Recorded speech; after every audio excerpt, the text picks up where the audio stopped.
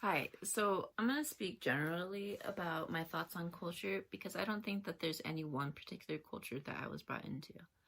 So I feel like the definition that the textbook gives culture is superficial and is only correct when you think about it in a very literal sense. However, when we think about how culture is learned, lived, communicated, and layered, there's so much below the surface that could signify and influence one's culture.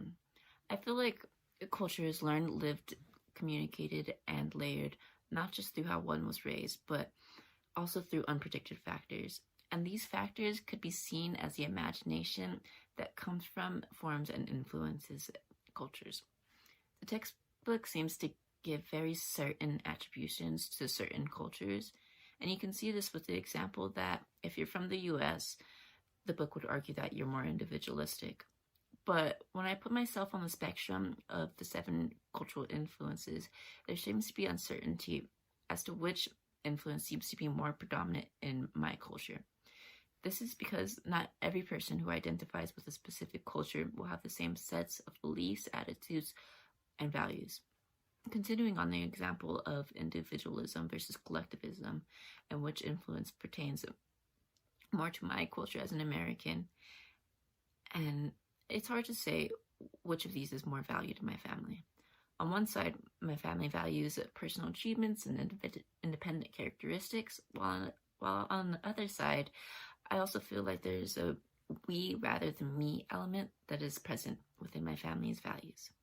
An example of these influences could be, well, for individualism, my family praises those who are going to college, living on their own, and are able to financially support themselves. And for collectivism, my family praises those who are always there for others when needed. For example, there are a lot of kids in my family. So when a kid needs to be taken or picked up from school, babysit on the weekend when someone's working, or even being there for an important milestone of the kid's childhood on the off chance that the parent is not able to be there.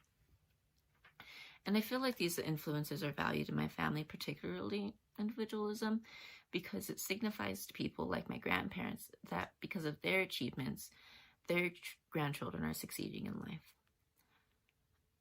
And this doesn't necessarily mean that individualism is valued because of the fact that we live in the United States, but because there were unpredicted factors that influenced what is highly valued and less valued in my family. Finally, there are a few instances where stereotypes have been placed on me, but these instances are very rare. My partner lives in a different country, so when he tells his family or friends that not only does he have a girlfriend from America, but that I'm Native and Black, many assumptions and stereotypes were placed on me. For one, before they even met me, they thought that I would act and talk in a certain way because of what they've seen on American movies. But when they actually did meet me, they were surprised that I was nothing like their expectations. They would also ask me weird questions, like if people lived in teepees or rode horses because I'm Native, or if I got super dark during the summer and listened to rap music because I'm Black.